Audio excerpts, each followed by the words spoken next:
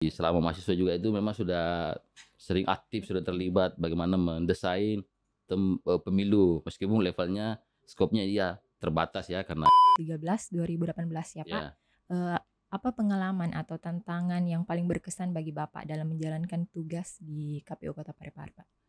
kalau di Parepare partisipasi dalam kontes mereka menggunakan hak pilih saya kira itu relatif bagus ya. Nah, bahkan biasa kalau saya ketemu teman-teman gimana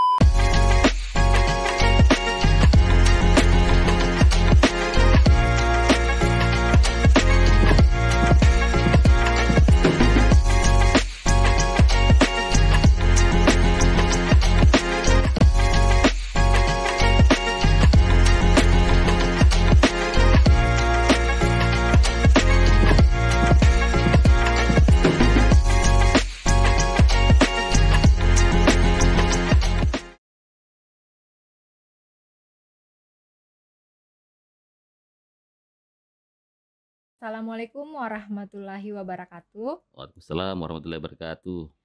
Halo teman pemilih, selamat datang kembali di podcast obrolan demokrasi POD KPU Kota Parepare. Senang sekali saya Willy kembali dapat menyapa teman pemilih, dan kali ini kita sudah kedatangan narasumber yang sangat spesial yang sudah berpengalaman di kepemiluan dan khususnya menjadi penyelenggara di KPU Kota Parepare, yaitu ada Bapak Sudirman sebagai anggota KPU Kota Parepare periode 2013-2018. Ya. Selamat pagi Bapak. Pagi. Apa kabar Pak? Baik, alhamdulillah. Alhamdulillah. Baik Pak, sebelumnya kami ucapkan terima kasih sudah berkenan hadir di podcast obrolan demokrasi POD KPU Kota Parepare. Ya. Dan Sama. ya, untuk mengawali bincang-bincang kita Pak, mungkin bisa diceritakan sedikit tentang latar belakang dan perjalanan karir Bapak sebelum menjadi komisioner KPU Kota Parepare periode 2013-2018 kemarin, Pak. Ya, baik. Terima kasih. Assalamualaikum warahmatullahi wabarakatuh. Waalaikumsalam Ya. warahmatullahi wabarakatuh. Teman-teman KPU Kota Parepare yang saya banggakan, para staf, pada pagi hari ini diberi kesempatan untuk bisa ngisi podcast ini, saya kira ini adalah apresiasi yang baik untuk saya secara pribadi. Ya, sebagai mantan yang tidak dilupakan ya, kira-kira begitu. Ya. Dan ini saya dikonfirmasi beberapa hari yang lalu sama Bang Aidil untuk bisa ngisi podcast. Dan saya kira selama ini meskipun sudah tidak di KPU, beberapa kegiatan KPU saya biasa isi ya. Dan saya kira dengan hadirnya podcast KPU ini cukup bagus, bisa sharing, bisa memberikan informasi kepada masyarakat luas apa sih aktivitas-aktivitas yang telah dilakukan oleh KPU Kota Parepare khususnya, dan apa yang akan dilakukan ya supaya masyarakat tetap memaknai bahwa ya KPU kalau sudah tidak ada event penyelenggaraan pemilu dan pilkada itu tetap hadir ya, tetap memberikan banyak aktivitas bagaimana dia bisa memastikan untuk menghadirkan demokrasi yang bernilai, berintegritas. Saya gabung di KPU itu 2013-2018 ya. Sebelumnya itu banyak aktif di masyarakat civil society ya. Kemudian bergabung di LP2M, itu salah satu NGO yang ada di Parepare yang juga banyak mengadvokasi dan mengaktifis sebetulnya proses-proses demokrasi itu sendiri. Nah, sebelum masuk KPU ini saya punya pengalaman itu sebagai KPPS ya. Makanya teman-teman yang KPPS, PPS, PPK ya itu bisa menjadi jalan untuk nanti ke depan juga bisa menjadi penyelenggara. Iya Pak. Ya, saya kira itu ya beberapa kegiatan-kegiatan yang saya lakukan sebelum menjabat sebagai anggota KPU periode 2013-2018 ya. Kira gitu Bu Willy ya. Baik Pak, kemudian Pak, apa yang membuat Bapak tertarik untuk menjadi seorang penyelenggara khususnya sebagai komisioner KPU Kota Parepare pada saat itu? Ya sebetulnya sih pada saat itu simpel saja sih ya, berpikirnya adalah bagaimana saya secara personal itu bisa berkontribusi secara baik dalam menghadirkan proses penyelenggaraan pemilu dan pilkada yang berkualitas. Mengingat sebelum jadi penyelenggara memang sudah banyak terlibat ya, aktif-aktif baik di kemahasiswaan ya, sudah pernah menjadi pemantau, pilkada dan pemilu, kemudian pernah menjadi penyelenggara, dan selama juga di mahasiswa, saya pernah, menjadi presiden mahasiswa ya, di Unpar, dan itu prosesnya ya melalui namanya juga pemilu mahasiswa ya. Jadi pada saat ada peluang pada saat itu, saya berpikir, wah ini momen yang baik, kesempatan yang baik untuk bisa bagaimana, pemahaman dan keilmuan ya yang menurut saya pada saat itu bisa saya gunakan untuk memastikan bahwa proses demokrasi kita ini khususnya yang ada di Parepare pada tahap penyelenggaraan pilkada bisa kita laksanakan secara baik.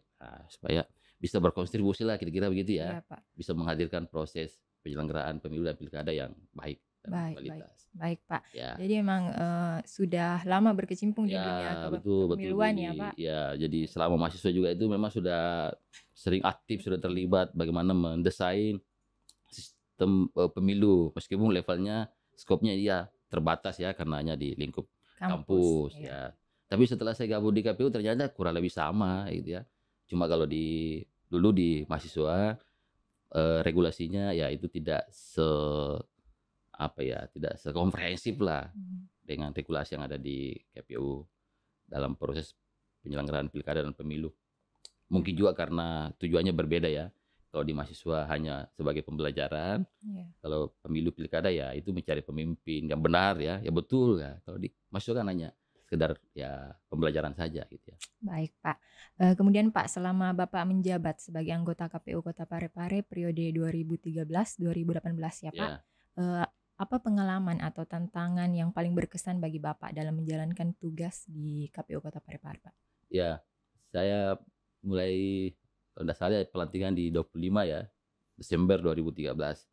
Sementara itu sudah jalan tahapan untuk persiapan pemilihan legislatif ya. Pada saat itu belum gabung antara pemilihan legislatif dengan pilpres ya.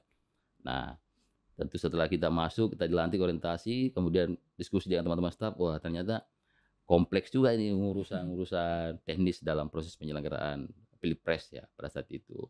Tapi ya karena kita sudah ada referensi berupa pengalaman, meskipun mungkin rumahnya beda, nah itu saya pergunakan dengan baik sehingga saya pelajari ya buru-buru dengan waktu.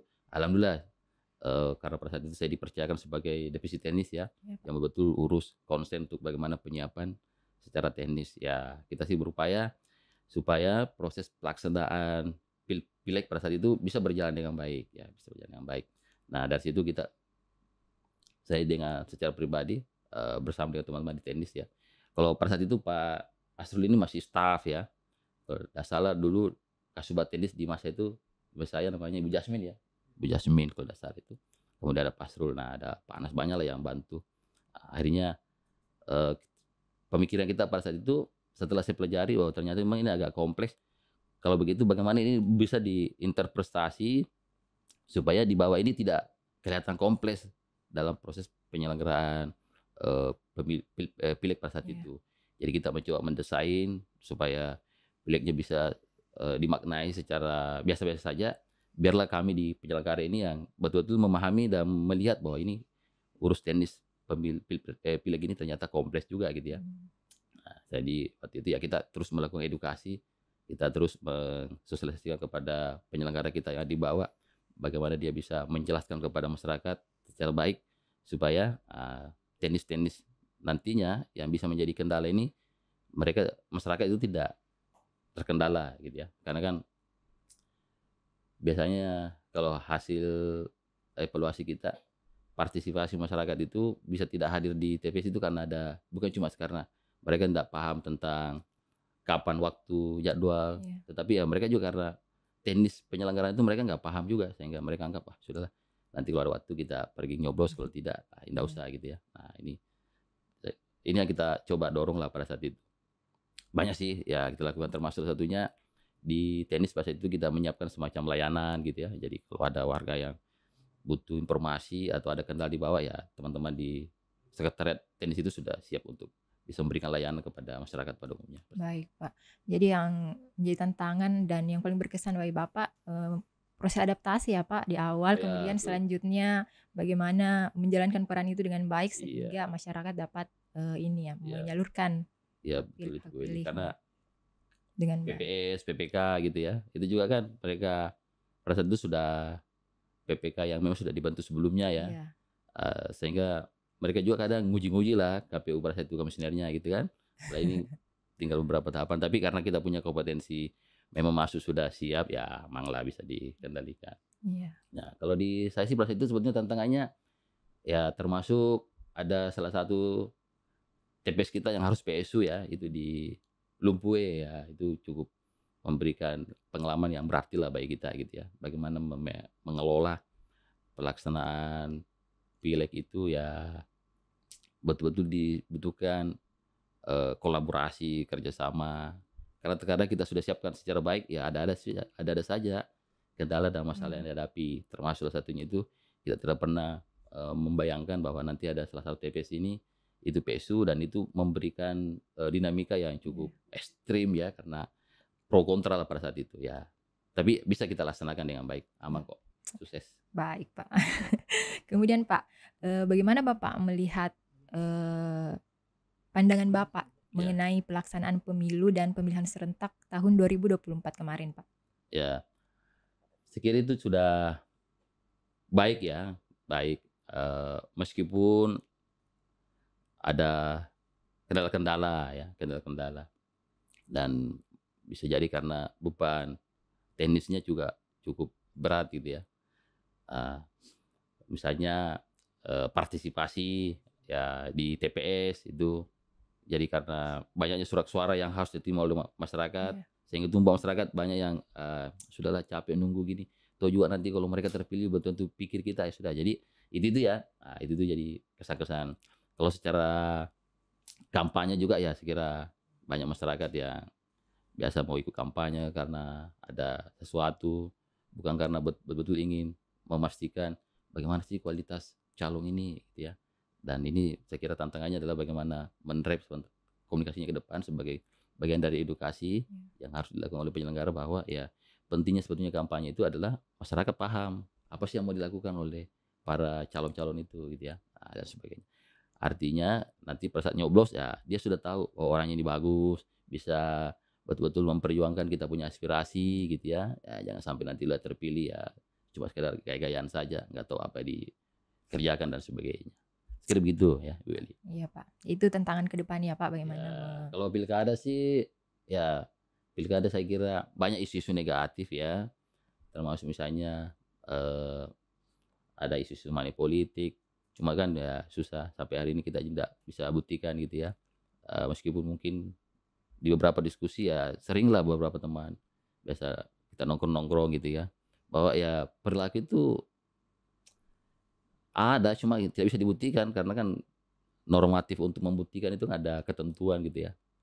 Ya saya kira tantangan lah kita ingin ke depan supaya betul-betul kontestasi pemilihan pilkada itu ya betul-betul berjalan sesuai dengan regulasi yang ada. iya, Pak. Artinya masyarakat memilih berdasarkan dengan kompetensi, bukan berdasarkan dengan yang lain-lain gitu ya. Baik, Seperti Pak. itu Bu Eli, ya. Iya, Pak. Kemudian tadi sempat Bapak singgung mengenai partisipasi masyarakat ya, Pak. Ya, Kalau, menurut Bapak bagaimana Bapak melihat partisipasi pemilih di Kota Parepare selama periode Bapak menjabat kemarin? kalau di Parepare partisipasi dalam konteks mereka menggunakan hak pilih, saya kira itu relatif bagus ya. Nah, bahkan biasa kalau saya ketemu teman-teman, "Gimana, target yang ditargetkan terpenuhi tidak?" Ya terpenuhi karena kan kita ini rata-rata partisipasinya itu 80% ke atas ya, saya kira itu cukup bagus. Cuma kalau dalam rangka yang lain ya, karena partisipasi itu kan bukan cuma sekedar partisipasi orang datang ke TPS, tapi partisipasi juga itu artinya banyak masyarakat yang terlibat, aktif memberikan saran dan masukan di setiap level, setiap tahapan. Nah, itu juga perlu di-tracking lebih lanjut ya. Maksudnya selain KPU menghadirkan, mengundang ketika ada acara-acara tertentu, rakor dan sebagainya, apakah masyarakat juga ini sudah secara sukarela misalnya datang ke KPU, ngobrol-ngobrol atau mengundang KPU gitu. Nah, kalau saya sih lihat dia selama ini kan, eee, proses penyiapan tahapan dan sebagainya, diskusi-diskusi itu kan masih mayoritas itu diinisiasi oleh teman-teman penyelenggara, Iya. apakah Bawaslu atau KPU. Tapi belum, menjadi inisiatif, murni secara masif yang dilakukan oleh masyarakat sipil. Nah, itu juga perlu didorong ke depan, supaya bagaimana masyarakat ini secara aktif mereka mengambil bagian. Ya, artinya mereka membuat forum-forum diskusi, kemudian teman-teman penyelenggara KPU itu diundang, dihadirkan untuk menjadi narasumber ya. Kalau itu sudah terjadi, saya kira yakin dan percaya proses penyelenggaraan pemilu kita, pilkada kita ini untuk masa-masa yang akan datang akan jauh lebih berkualitas. Iya, Pak. Ya. Baik, Pak. Kemudian Pak, menurut Bapak, apa inovasi atau terobosan yang paling signifikan yang dilakukan KPU Kota Parepare selama periode Bapak menjabat kemarin, Pak? Ya. Kalau kita sih pertama pada saat itu salah satu inovasinya adalah bagaimana menghadirkan TPS yang online ya. Cuma pada saat itu kita tidak bisa masifkan karena kendalanya kita tidak mendesain dari awal untuk penyiapan anggaran. Jadi dulu kan kalau TPS itu kan manual ya. Kemarin itu bersama dengan teman-teman di tim teknis kita siapkan TPS berbasis Maps ya. Jadi bisa teman-teman misalnya pemilih itu bisa ngecek di mana posisi TPS-nya sebelum ke lokasi ya. Cukup klik di Maps itu ya. Nah, cuma karena itu masih inisiatif inovasi terbatas ya, saya kira mungkin juga masih digunakan sampai hari ini. Kemudian kedua ya termasuk kita juga menyiapkan layanan ya kepada peserta, kepada masyarakat yang mungkin ada teknis-teknis yang ribet yang mereka susah untuk bisa pahami, ya itu bisa langsung konsultasi ke KPU ya. Ada layanan yang kita siapkan dan sebagainya. Kemudian ketiga pada saat itu yang saya ingat kita juga melakukan kerjasama masif dengan kelompok-kelompok masyarakat sipil khususnya untuk level pendidikan pemilih ya. Di pilkada kalau tidak salah kita kerjasama dengan LP2M, kerjasama dengan beberapa OKP. Jadi sosialisasinya bukan KPU saja. Kelompok-kelompok masyarakat sipil ini OKP dan Ormas juga terlibat meskipun ya, desain programnya dari kita sih ya, dari KPU sih pada saat itu. Iya, Pak. Ya. Baik, Pak. Kemudian Pak, pertanyaan selanjutnya, apa harapan dan pesan Bapak kepada masyarakat Kota Parepare terkait peran aktif mereka dalam mendukung pelaksanaan pemilu dan pemilihan ke depannya, Pak? Ya, kalau sekarang ini kan hasil pilkada, hasil pemilu itu juga memang ada semacam anomali lah yang terjadi di masyarakat ya. Sudah mulai ada pro kontra. Gimana sih sebetulnya desain pemilu dan pilkada yang baik? Karena ada praktek-praktek yang terjadi dan itu masif dan bagi masyarakat ini sebetulnya ya kurang bagus. Ini mengancam proses penyelenggaraan keberlanjutan demokrasi kita ya. Dan ini saya kira harus dihentikan. Nah, mungkin ke depan ini teman-teman KPU saya kira proses-proses seperti ini juga cukup bagus ya. Mereka bisa undang-undang tokoh masyarakat, undang-undang tokoh agama dan sebagainya. Sehingga semakin banyak orang yang bersentuhan langsung tentang bagaimana posisi dari pemilu sendiri, itu semakin bagus. Karena mereka akan bisa menjadi focal point di komunitasnya masing-masing untuk menjelaskan. Sehingga kalau ada isu-isu misalnya tentang bagaimana KPU ini habis pemilu, pilkada kerjanya apa? Saya kira kalau tidak jelas kerjanya lebih diubarkan saja kan ada itu ya, seperti itu ya. Ada diskusi seperti itu dan sebagainya. Nah, sehingga dengan peran aktif dari teman-teman KPU untuk terus menampakkan diri di masyarakat, berbagai kegiatan-kegiatan apa saja ya. Sehingga saya dulu pernah ada begitu ya. Jadi di sela tidak ada tahapan, kita buat dulu program namanya Cafe Demokrasi. Ya. Jadi Cafe Demokrasi itu program inisiatif pertama KPU Parepare yang kita lakukan ya. Dan itu memang tidak ada budgetnya. Jadi kita inisiatif pada saat itu bagaimana memanfaatkan kebiasaan dan habit dan hobi kecenderungan masyarakat di Parepare yang suka nongkrong di kafe pada saat itu. Ya, saya seperti itu bersama dengan Pak Asrudin ya. Dan sekarang KPU Provinsi ya, itu teman saya dulu, teman perjuangan. Bahkan biasa saya ketemu, katanya Cafe Demokrasi itu menjadi program provinsi ya. Dan dia sudah injek untuk menjadi program di setiap kabupaten kota. Nah, termasuk itu salah satu juga inovasi coba kita hadirkan sebagai kreasi. Dan saya kira ke depan itu selain podcast seperti ini, teman-teman juga bisa melakukan itu. Masyarakat semakin banyak dipahamkan tentang arti dan pentingnya KPU dalam sebagai penyelenggara, termasuk juga mereka harus diinjek pemahamannya tentang pentingnya proses kepemimpinan, suksesi kepemimpinan itu melalui tahapan-tahapan namanya sistem pemilu ya. Karena sekarang kan ada juga yang sudah menyuarakan misalnya kalau kayak pilkada bisa tidak perlu lagi dilakukan seperti sekarang, pemilihan langsung bisa mungkin seperti dulu cukup DPRD saja, begitu juga di gubernur dan sebagainya. Dan masyarakat juga banyak yang mulai mungkin berpikir ya bisa juga ya karena informasi yang beredar yang mereka dengar terkadang bahwa ya ternyata untuk penyelenggaraan pilkada itu ternyata butuh biaya besar gitu kan percuma ya padahal sebetulnya ya mungkin diskusi itu masif mereka juga mungkin aminkan karena belum terlalu terpahamkan terkait dengan apa sih sebetulnya substansi yang kita akan peroleh kalau pemilihan kita lakukan secara langsung atau misalnya dilakukan melalui DPRD saja untuk pemilihan wali kota atau bupati gitu ya. Iya, Pak. Ya, pokoknya mereka harus dibuatkanlah semacam ruang dan mereka dihadirkan sehingga mereka tertanam ya bahwa ternyata pemilu langsung itu penting. Iya.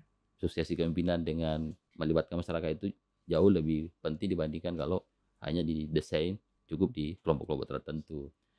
Ya, yang penting juga Bu Willy misalnya Iya, Pak. harus juga mulai sekarang teman-teman berpikir bahwa ya masyarakat ini kalau diminta berpartisipasi dengan secara sukarela itu pasti hasilnya nggak bagus, nggak maksimal ya.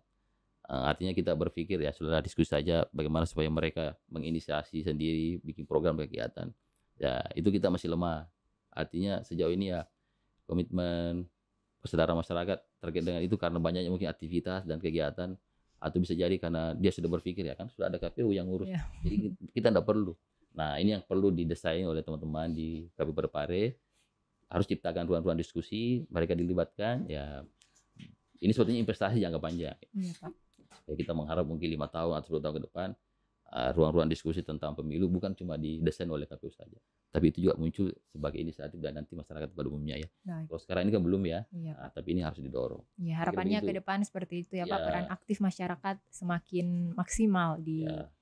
Pemilu maupun pemilihan. Ya betul Willy ya jadi sekarang ini ya cukup KPU dulu yang berinvestasi dengan mendesain program kegiatan yang langsung ke masyarakat supaya nanti mungkin harapannya ya 10 tahun 5 tahun ke depan masyarakat sudah tertanam merasa tanggung jawabnya bahwa ternyata mensukseskan pemilu mensukseskan pilkada itu bukan cuma tanggung jawab KPU toh tapi ternyata kita juga harus memiliki peran itu ya, itu harus didorong. Iya, Pak. Ya. Baik, Pak. Nah, kemudian Pak, pertanyaan terakhir, Pak. Ya. Bagaimana Bapak memaknai pemilu yang demokratis dan berintegritas, Pak? Ya, sekiranya ini kan sebetulnya menjadi harapan ya. Seingat saya sih di periode saya itu juga selalu ditekankan itu bagaimana menghadirkan pemilu berkualitas dan berintegritas. Iya. Nah, dan ini bukan cuma masyarakatnya saja, penyelenggaranya, stakeholdernya, artinya semua kita ini ya harus memahami esensial dari tagline itu ya. Nah, kalau berkualitas maka ya tentu yang harus dipastikan adalah sistem yang didesain oleh KPU itu betul-betul komprehensif. Ya. Kemudian tata kelola penyelenggaraannya juga betul-betul siap dieksekusi oleh teman-teman penyelenggara. Nah, kalau kita sekarang ini kan sistemnya misalnya dari aspek regulasi itu kan kadang berubah-ubah ya. Nah, misalnya ini sekarang ini kita dengar kemungkinan tahun 2026 itu kan ada perubahan lagi berkaitan dengan penyiapan pemilu ya pas keputusan MK kemarin kan misalnya yang ada putusan MK itu mensyaratkan bahwa untuk periode berikutnya setelah ini ya pemilihan anggota DPR provinsi kota itu diminta dipisah dengan DPR RI, DPD dan Pilpres tentu ini juga. Nah, kita semua harap ke depan ini betul-betul sudah ada formulasi regulasi yang pateng lah. Karena kalau sering-sering berubah, maka itu juga menjadi PR bagi teman-teman penyelenggara untuk selalu mensosialisasikan. Artinya belum clear poin A, masuk lagi poin B, jadi itu juga akan membuat masyarakat, nah begini terus berubah ya. Nah, kalau berintegritas ya, artinya kita ingin menciptakan bagaimana proses penyelenggaraan itu betul-betul bagus ya. Penyelenggaranya berkualitas, tidak neko-neko ya. Kalau sekarang ini kan ada beberapa kasus ya. Penyelenggaranya diberhentikan DKPP, ada bahkan yang ditangkap sama APH karena korupsi dan sebagainya. Nah, ini harus teman-teman pada khususnya jangan sampai itu terjadi. Karena kalau itu terjadi, maka itu akan mempengaruhi citra-citra di masa akan datang. Meskipun komisionernya, stafnya sudah mencoba untuk berbuat baik, pasti selalu muncul informasi itu, dulu ada korupsi, ayo ya itu. Makanya ini betul harus dijaga. Nah, kemudian kedepannya ya edukasi politiknya harus dimasifkan lagi. Nah, seperti tadi sampaikan. Jadi podcast ini saya kira bagus ya, tinggal nanti coba di-hire narasumbernya bukan cuma masyarakat stakeholder yang berkaitan langsung, bisa juga dari tokoh agama atau dari masyarakat sendiri, RW RT, coba diundang ke sini ya. Diminta testimoninya gimana sebetulnya Pak pelaksanaan pilkada kita pada saat itu, khususnya di ruang-ruang RT RW. Kemudian ya aktif ya, saya kira saya pantau-pantau misalnya di Instagramnya, datang ke sekolah-sekolah sebagai pembina teman-teman komisioner staf. Ya, jadi mungkin ke depan desain selain kita hadir ke sekolah-sekolah, mereka juga ke sini diundang diskusi. Dan tidak menutup kemungkinan nanti mungkin bisa juga kota-kota OSIS apa itu diundang sebagai narasumber podcast gitu ya. Ya, sebagainya. Ya, kemudian ya kita juga ingin memastikan bahwa secara SDM ke depan ini ya teman-teman harus terus belajar lah ya, baik staf, karena kan selalu ada perubahan. Iya, Pak. Termasuk nanti suksesi komisionernya ya betul-betul yang memiliki integritas bagus, berdaya yang sudah siap ya, supaya mereka masuk ya itu bisa memberikan kontribusi untuk bagaimana mendesain dan memastikan tahapan demi tahapan itu bisa terlaksana secara baik tanpa celah gitu ya. Karena beberapa hari ini kan pada saya itu dari teknis Tunsura ya, itu ada PSU-nya. 1 DPS. Kemudian periode berikutnya kalau tidak salah waktu itu ketuanya Pak Asrudin itu juga ada beberapa PSU-nya ya di beberapa TPS. Nah, kalau sekarang ada juga kayaknya tidak salah ya. Artinya ke depan ini ya karena dulu waktu saya di Divisi Teknis itu ada semacam deklarasi gitu ya. Jadi keberhasilan teknis dalam menyelenggarakan pemilu dan pilkada itu kalau tidak ada PSU-nya itu salah satunya. Jadi kalau ada PSU itu berarti minus dia, dianggap minus. Ya kurang. Artinya ya berarti dalam proses penyiapannya mengendalikan ini teknisnya untuk tunsurannya ya masih ada kekurangan gitu kan.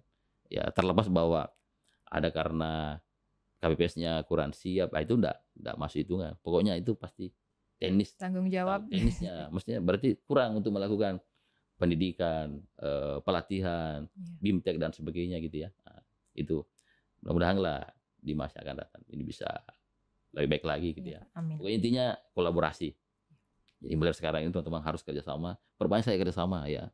Pokoknya kampus, sekolah apa, enggak ada ruginya itu. Melibatkan semua pihak ya Pak. Kolaborasi ya. Teman-teman internal juga ini harus selalu solid gitu kan ya. Karena mendesain pemilih itu jangan ada semacam tugasku. Jadi yang kita harus munculkan itu adalah kita ini satu tim. Jadi orang teknis itu harus paham data, harus paham logistik. Orang data harus paham teknis, harus paham logistik dan sebagainya. Jadi kalau kita hadir di masyarakat, ya orang kan cuma taunya kita KPU. Jangan sampai kalau misalnya kita hadir di masyarakat, ada Bu Eli itu, Bu Eli, bagaimana data aku ini? Kok tidak terdaftar saya? Tunggu dulu Bu, saya tidak tahu itu, tidak bisa itu. Ya, nggak boleh. Jadi kalau misalnya Bu Eli merasa sejauh ini saya baru kuasai teknis saja, sistem data belum, mulai sekarang Bu Eli harus boleh banyak diskusi dengan teman-teman data, mempelajari termasuk logistik, keuangan, semua harus dipahami ya. Meskipun secara teknis ada yang bertanggung jawab. Ya.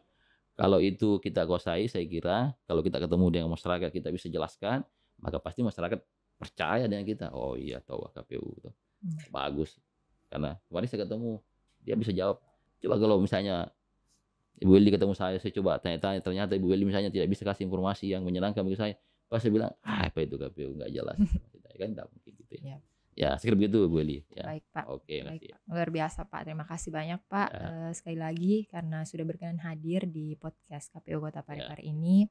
Sudah berbagi pengalaman dan informasi kepada teman pemilih.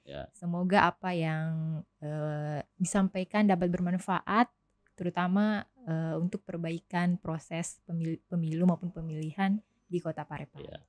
Terima kasih Pak sekali lagi. Terima kasih Bu Eli, terima kasih. Ya. Dan terima kasih juga untuk seluruh teman pemilih yang sudah menyaksikan podcast edisi ke-11 kali ini. Sampai jumpa di podcast Obrolan Demokrasi Pod KPU Kota Parepare episode selanjutnya. Terima kasih.